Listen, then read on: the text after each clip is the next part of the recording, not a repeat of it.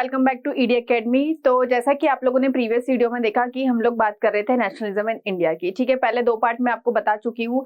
आज हम लोग बहुत इंपॉर्टेंट टॉपिक डिस्कस करने वाले हैं, तो इस वीडियो को बिल्कुल भी आप स्किप मत कीजिएगा, पूरा देखिएगा। बहुत अच्छे से हम लोग समझने वाले हैं जो इस चैप्टर के इंपॉर्टेंट टॉपिक है। ठीक है, तो चलिए देखते हैं। लास्ट में तो हम पहले डिस्कस कर चुके थे प्रीवियस वीडियो में। मैंने आपको बताया था कि नेशनलिज्म क्या होता है, नेशनलिज्म इन इंडिया हम क्यों पढ़ रहे थे, पूरी उसकी बिहाइंड स्टोरी बताई थी। देन फिर हम लोगों ने डिस्कस किया था सत्याग्रह। ठीक है, अब आज हम लोग बात करेंगे द रोलेट एक्ट की। सबसे पहले आप लोगों को मिक्स नहीं करना है टॉपिक को। ठीक है, जहां से कनेक्टेड होगा वहां से मैं आपको बताते जाऊंगी, लेकिन आप बिल्कुल भी मिक्सअप नहीं करेंगे।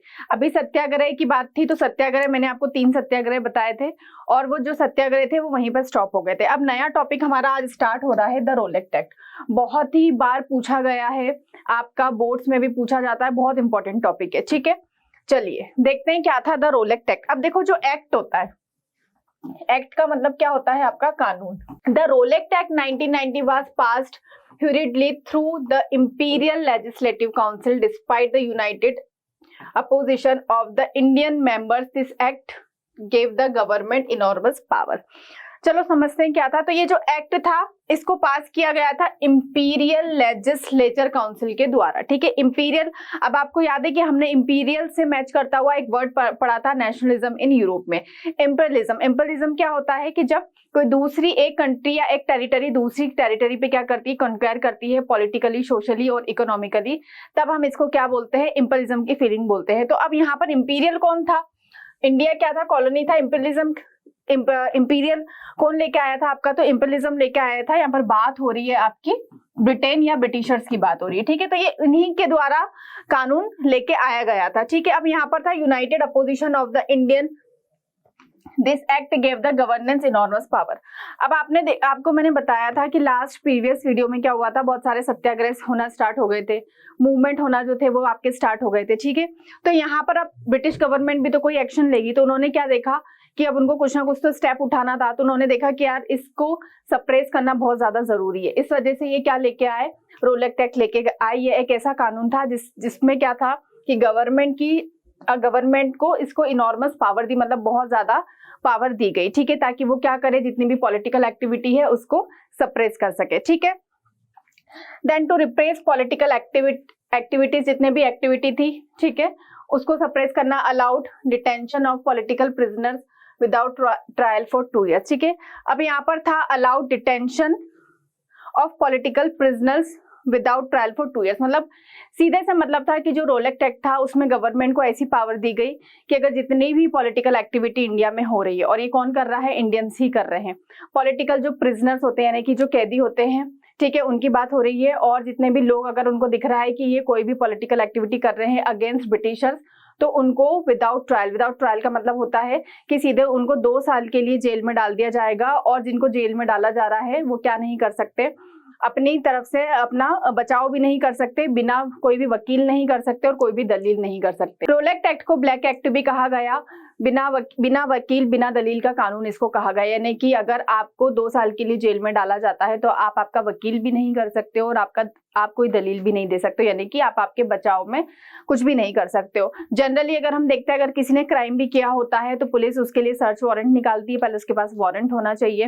देन उसके बाद अगर आप उसको जेल में डाला जाता है तो वो अपना बचाव कर सकता है, भले उसने क्राइम किया हो, क्रिमिनल भी क्यों ना हो, लेकिन वो अपना बचाव कर सकता है। लेकिन ये एक ऐसा कानून था कि जो एक तरफा था, मतलब कि इसमें जो बचाव पक्ष था वो कुछ भी नहीं कर सकता था। ठीक है, Gandhi ji wanted non violent civil disobedience against such unjust law which would start with in hartal on 6 अप्रैल। ठीक है, अब जब ये लॉ आया तो गांधी जी भी चुप नहीं बैठे। गांधी जी ने क्या करा, गांधी जी इसके अगेंस्ट में एक सिविल डिसोबीडियंस मूवमेंट क्या करना चाहते थे, लॉन्च करना चाहते थे इस लॉ के अगेंस्ट में।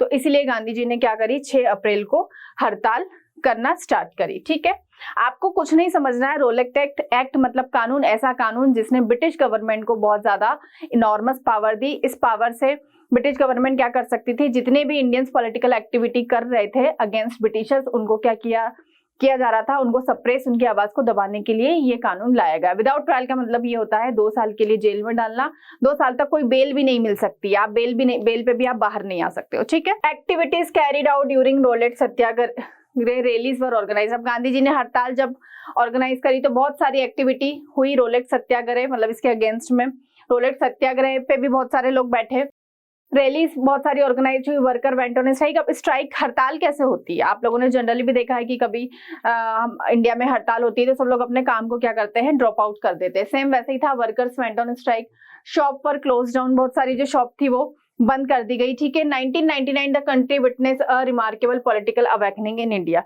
मतलब जो विटनेस थे उस टाइम पर उन्होंने बताया कि 1999 में इंडिया में बहुत ज्यादा पॉलिटिकल अवेकनिंग मतलब होता है बहुत ज्यादा उथल पुथल और बहुत ही मतलब इंस्टेबिलिटी बनी हुई थी कि आगे क्या होने वाला है और क्या होगा, बहुत ज्यादा सस्पेंस बना हुआ था। ठीक, अब ब्रिटिश भी तो कोई एक्शन लेगी, पहले ब्रिटिशर्स ने रोलेट एक्ट लेके आए, फिर गांधी जी ने हड़ताल स्टार्ट कर दी। ठीक है, तो अब ब्रिटिश भी कुछ एक्शन लेगी, ब्रिटिश गवर्नमेंट। तो क्या एक्शन था by British government? Local leaders were picked up from Amritsar. जितने भी लोकल लीडर्स हुआ करते थे, जैसे छोटे मोटे जो नेता थे, उनको उठाना स्टार्ट करा अमृतसर से। Mahatma Gandhi was barred from entering Delhi. Gandhi ji कहाँ जाने वाले थे? दिल्ली जाने वाले थे। ठीक है, वहां से वो क्या करने वाले थे, इसके अपोज करने वाले थे, अगेंस्ट में जाने वाले थे, क्योंकि दिल्ली से उनको और भी ज्यादा क्या मिलता, सपोर्ट मिलता। ठीक है, तो गांधी जी को रोक दिया गया दिल्ली जाने से। On 10 April the police in Amritsar fired upon a peaceful procession. Procession का मतलब होता है जुलूस निकलना। तो 10 अप्रैल को अमृतसर में एक पीसफुल शांतिपूर्ण तरीके से क्या निकल रहा था, जुलूस निकल रहा था, जिसपे फायरिंग की गई ब्रिटिश गवर्नमेंट की तरफ से, यानी कि ब्रिटिश पुलिस की तरफ से। ठीक है, which provoked widespread attack on bank, railway station, post office. इस वजह से और ज्यादा मतलब कि प्रोवोक करना कि उकसा दिया इंडियंस लोगों को, और उन लोगों ने भी क्या करा, उसके अपोज में उसका रिप्लाई देने के लिए बहुत ज्यादा bank, railway station, post office पे क्या किए गए, अटैक किए गए। Then martial law was impose. अब रोलेट एक्ट तो निकाल दिया था, वो एक एक्ट था, वापस से क्या हुआ, मार्शल लॉ इम्पोज किया गया, जनरल डायर को इसकी कमांड दी गई। ठीक है, रोलेट एक्ट लेके आए। अब रोलेट एक्ट से भी बात नहीं बनी तो दूसरा लॉ लेके आए, कौन सा लॉ, मार्शल लॉ, जिसकी कमांड मतलब जिसका हेड किसको बनाया गया, जनरल डायर को। अब देखो the dire consequences of martial law, Jallianwala Bagh massacre. ठीक है, अब क्या कॉन्सिक्वेंस निकला, क्या रिजल्ट निकला इसका, मार्शल लॉ का और जलियांवाला बाग मैसेकर 1999। ये बहुत इंपॉर्टेंट टॉपिक है।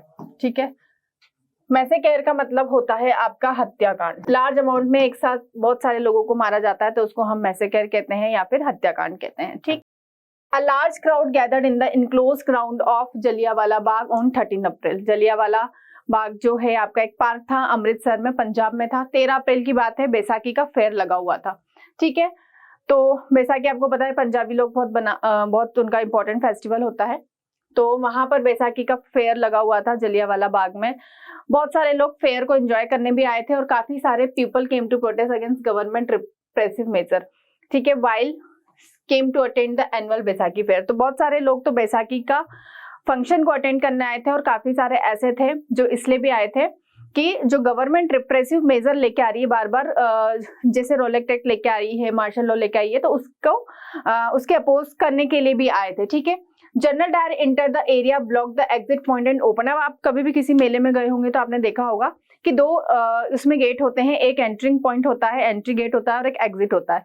जनरल डायर उस बैसाखी के फेयर में मतलब कि जलियांवाला बाग में गया और उसने सबसे पहले एग्जिट पॉइंट को बंद करवा दिया, ब्लॉक करवा दिया। ठीक है, then fire on the crowd killing hundreds, और ओपन फायरिंग करने लगा वो, कि जैसे कि सब लोग, अब मेला आपने देखा होगा तो आप थोड़ा सा विजुअलाइज कर सकते हो, सपोज कर सकते हो कि वो उसने एग्जिट पॉइंट जो भागने का, जहां से लोग निकलते थे, उसको पहले से ही ब्लॉक करवा दिया, और उसने क्या दी, उसने बोला, कमांड दी कि सब जितने को भी वो लेके आया था कि आपको क्या करना है, इनको मारना है। ठीक है, तो ओपनिंग फायर का उसने कमांड दी और यहाँ पर बहुत सारे किलिंग ऑफ हंड्रेड्स, एक साथ बहुत सारे जो इनोसेंट पीपल थे वो मारे गए। It was a produce moral effect to create in the mind of satyagraha is a feeling of terror and awe. ठीक है, अब यहाँ पर उसका सिर्फ जनरल डायर का एक ही पर्पस था कि वो क्या चाहता था कि जो भी सत्याग्रह कर रहे हैं पॉलिटिकल एक्टिविस्ट है, उनके मन में उनको क्या क्रिएट करवाना था, डर क्रिएट करवाना था, टेरर क्रिएट करवाना था कि अगर तुम अपोज करोगे तो तुम्हारा भी यही हाल होगा। अब इस जलियांवाला बाग में बहुत सारे लोग जो बैसाखी का फेयर सिर्फ अटेंड करने आए थे, जो पॉलिटिकल एक्टिविस्ट नहीं थे, इतने सारे इनोसेंट पीपल की भी क्या हो गई, डेथ हो गई। ठीक है, तो इसकी आपको जो डेट है वो याद जरूर रखनी है। कब हुआ था एक बार और देख लेते हैं हम लोग, आपका 13 अप्रैल 1919 को। ठीक है, ईयर भी याद रखना है। Reaction by Indians and action by British of Jallianwala Bagh. अब इंडियंस ने, अब जलियांवाला बाग मतलब इतना बड़ा मैसेकेर हुआ, ये इतने ज्यादा लोग इसमें मारे गए, तो इंडियंस तो बहुत ज्यादा गुस्से में आ गए।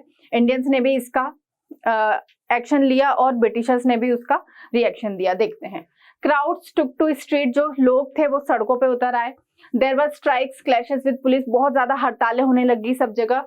जो पुलिस थी उनके साथ झगड़े होने लग गए लोगों के। अटैक्ड ऑन गवर्नमेंट बिल्डिंग्स, जितने भी ब्रिटिशर्स की गवर्नमेंट बिल्डिंग्स थी उन पे क्या किया जाने लगा, अटैक होने लग गए। Seeing violence, Mahatma Gandhi called off the movement. ठीक है, अब आपको याद है ना कि यहाँ पर क्या हुआ था कि अपना मूवमेंट लॉन्च हुआ था। ठीक है, तो गांधी जी ने क्या करा, गांधी जी ने जैसे ही देखा कि वायलेंस में कन्वर्ट हो रहा है तो उन्होंने इसको कॉल्ड ऑफ कर दिया, क्योंकि गांधी जी नॉन वायलेंस को सपोर्ट करते थे। The government respond with brutal repression seeking to humiliate and terrorise people. अब ब्रिटिश गवर्नमेंट को तो था कि टेरर क्रिएट करना है, तो उन्होंने बहुत ब्रूटल तरीके से, मतलब कि बहुत मारपीट की गई इंडियंस लोगों के साथ। Satyagrahis were forced to rub their noses on the ground, crawl on the street and do सलाम सैल्यूट टू ऑल साइड। सत्याग्रही को कहा गया कि आपको यहाँ पर सर झुका के अपनी नाक रगड़नी पड़ेगी, ठीक है, ग्राउंड पे और स्ट्रीट पे, और जब भी ब्रिटिशर्स निकलते हैं तो उनको सलाम या सैल्यूट करना होगा, ठीक है, और साहिब करके बोलना होगा। People were flogged and village were bomb. ठीक है, people were flogged and village were bomb का मतलब है कि उस टाइम पे बहुत सारे लोग परेशान हुए, बहुत सारे लोग मारे गए, इंजर्ड हुए और गांव के गांव जला दिए गए। ठीक है, तो ये बहुत ही, मतलब हम देखें तो एक हमारी बहुत ही कह सकते हैं कि बहुत खराब हिस्ट्री रही कि इतने ज्यादा इनोसेंट पीपल को मारा गया उस टाइम पे। आज अगर हम जो लाइफ जी रहे हैं, प्रेजेंट लाइफ जी रहे हैं, आप लोग हो, मैं हूं, तो आज हम कितने आसानी से, आजादी है हमारे पास, इतने ज्यादा राइट्स दिए गए हैं और हम लोग एक बहुत अच्छी कंफर्टेबल लाइफ जी रहे हैं। ठीक है, तो इसी वजह से, क्योंकि जितने भी हमारे पुराने उस टाइम पे पॉलिटिकल लीडर, एक्टिविस्ट हुए, उन्होंने हमें आजादी दिलवाई और बहुत ज्यादा क्या करी, उसके लिए मेहनत करी, मारपीट हुई उनके साथ, बहुत सारे लोगों ने अपनी जान भी गवाई, तब जाके हम क्या हो पाए, आजाद हो पाए। और आज आप और हम क्या कर रहे हैं, बहुत आजादी से घूम रहे हैं। तो हमेशा हम लोगों को इसलिए जो हमारी हिस्ट्री रही है उसकी रिस्पेक्ट करना चाहिए। जितने भी पॉलिटिकल लीडर, एक्टिविस्ट रहे हैं उनको भी रिस्पेक्ट करना चाहिए। ठीक है, क्योंकि आज जो भी है हम उनकी वजह से ही है। ठीक है, तो ये रोलेक्ट एक्ट था आपका, और रोलेक्ट एक्ट से रिलेटेड आपको कोई भी डाउट आता है तो आप कमेंट सेक्शन में पूछ सकते हैं। ठीक है, कहीं भी कंफ्यूजन हो रहा है तो भी आप पूछ सकते हैं। वैसे आप ये टॉपिक जो है स्पेसिफिक है, तो इसलिए आपको इसको मर्ज नहीं करना है। ऐसे ही मोर वीडियो के लिए बने रहिए ईडी एकेडमी के साथ। Thank you for watching.